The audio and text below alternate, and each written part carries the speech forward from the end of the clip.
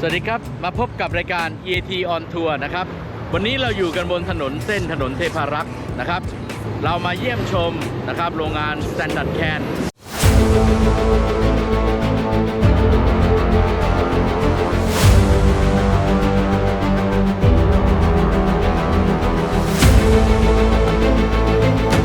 EIT Laser Technik, Innovation und Präzision. Wir bringen die Industrie weit voran mit dem Geist der Innovation. โรงงาน Standard Can ซึ่ง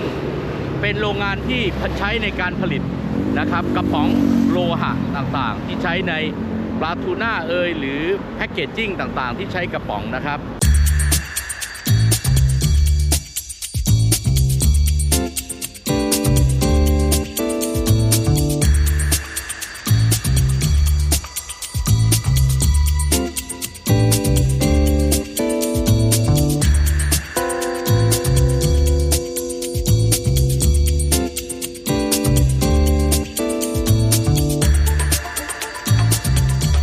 ซึ่งวันนี้เนี่ยเดี๋ยวเรามาทดสอบในเรื่องของระบบบำบัดอากาศ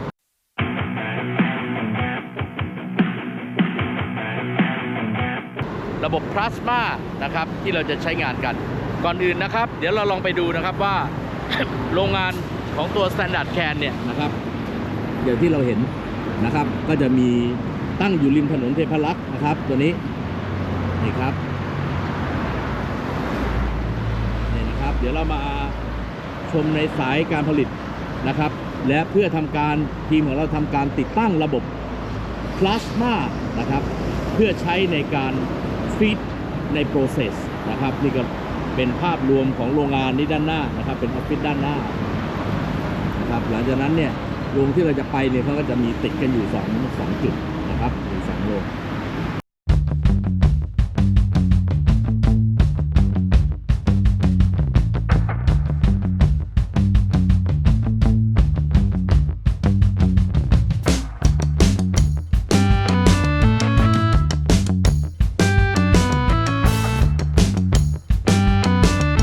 อันนี้คือบรรยากาศถนนเทพารักษ์นะครับก็จะเป็นถนนเส้นอุตสาหกรรมนะครับเก่าแก่ชนิดหนึ่งซึ่งโปรเซสของกลุ่มโรงงานที่เป็นโรงงาน Standard Can หรือโรงงานที่ผลิตพวกกระป๋องพวกนี้นะครับก็จะมีอยู่หลายโรงอยู่ในประเทศนะครับซึ่งแต่ละโรงก็จะมีโปรเซสคล้ายๆกันนะครับก็จะเป็นงานชีทเมทัลนะครับอย่างนี้ก็จะเป็นนะครับเนี่ยผลิตกระป๋องลักษณะนี้ครับเดี๋ยวเราไปดูครับจะเป็นยังไงกันต่อซึ่งระบบพลาสมาที่เราใช้เนี่ยนะครับก็จะมาติดตั้งอยู่ในลายที่เป็นลายการบำบัดนะครับอากาศจากโปรเซสในการทาแลกเกอร์นะครับซึ่งก็เป็นโปรเซสสำคัญซึ่งพลาสมาเนี่ยนะครับก็จะอาศัยการกระตุ้นตัวอากาศแล้วทำให้อากาศแตกตัวนะครับตัวนี้เน้นบำบัดในกลิ่นประเภทต่างๆเช่นไฮโดรเจนซัลไฟด์นะครับพวก VOC นะครับพวกนี้นี่ครับเดี๋ยวนะครับนี่ก็จะเป็นหน้าโรงงานเดี๋ยวเราขับเข้าไปนะฮะเข้าไปข้างในโอเคครับเดี๋ยวเราไปดูกันนะครับผม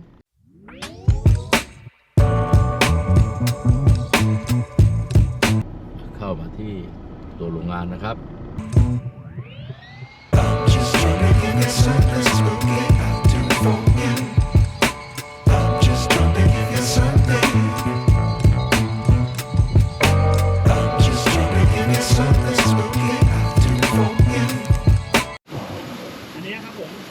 จะเป็นตัว VOC ขาอินนะครับ VOC อินแต่ตรงนี้เนื่องจากว่าระบบมันต่อเนื่องกันเนี่ยตรงนี้มันก็ยังมี VOC เขาอยู่นะครับตอนนี้ยังเป็นเกิดร่วมแต่ว่าตรงนี้เนื่องจากระบบเราโอเคแต่มันก็ยังมี VOC ทำให้เราจับได้อันนี้จะเป็นตัววัดปริมาณดินนะครับโอโซนนะครับไอ้ตัวนี้ก็จะเป็นอะไรอะ CO คาร์บอนมอนอกไซด์ H2S นะครับผม NS3 ก็จะมีเซ็นเซอร์ค่าปริมาณระบบจะดูนะครับผมส่วนระบบตัวนี้ครับพี่มันก็จะเป็นตัวนี้ก็คือว่าในตัวด่านเนี่ยเราจะมีทั้งหมดเนี่ยนะครับแต่จริงๆเดี๋ยวเราแอร์ไดเออร์มาดับไว้ก่อนพอแอร์ไดเออร์เสร็จปั๊บใช่ไหมครับด่านแรกก็คือตัวนี้จะเป็นการออนพัดลมแอร์อินเลตก็คือดึงพัดลมเข้า ด่านนี้นะครับจะออนพลาสมานะครับ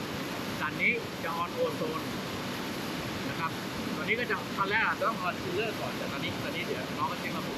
แล้วก็จะมา UV กับไทเทเนียมไดออกไซด์เป็นด่านนี้นะครับตัวนี้ก็คือเซ็นเซอร์ตัวนี้เพื่อเก็บด่านหน้านะครับระบบภาพรวมเนี่ยก็จะทำงานลักษณะนี้นะครับซึ่งตัวเนี้ยเราสามารถตั้งเวลาได้ว่าจะออนกี่โมงวันไหนเวลาไหนเปิดโมดูลไหนบ้างตามเป็นของท่านอันนี้ก็คือเราเซตได้ว่าจะเอาพลาสมายูนิตอย่างเดียวออนหรือโอโซนอย่างเดียวหรือ UV ตั้งเวลา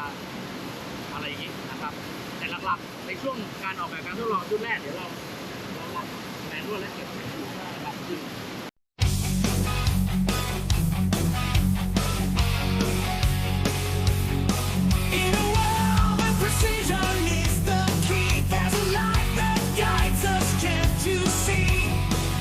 There's a technique shining bright,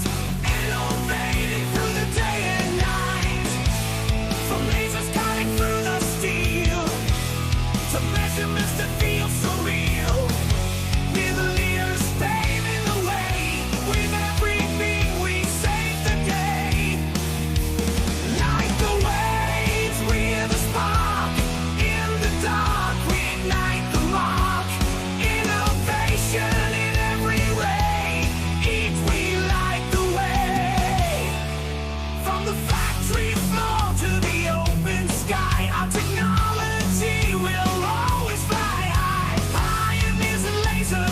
No doubt we push the limits, always reaching out. Precision is our middle name. In the world of lasers, we play the game. Setting standards, breaking the mold. We think the future unfolds. Like the waves, we're the spark. In the dark, we ignite the mark. Innovation in every ray. We light the way. With every pulse, with every beam, we're crafting the future, living the dream. From micro details to grand design, its legacy will always shine.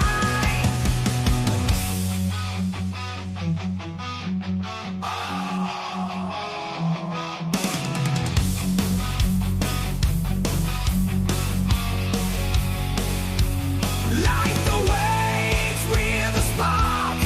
In the dark, we ignite the mark. Innovation in every ray. Each we light the way. So here's to the light that guides our days. To eat in endless praise. With lasers bright, we'll always say, a laser technique, you light the way.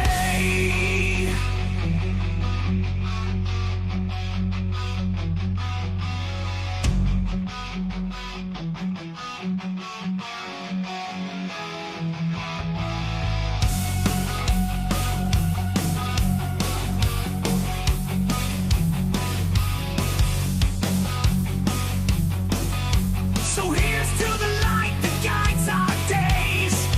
To eat in endless praise. With lasers bright, we'll always say, eat laser technique, you light the way.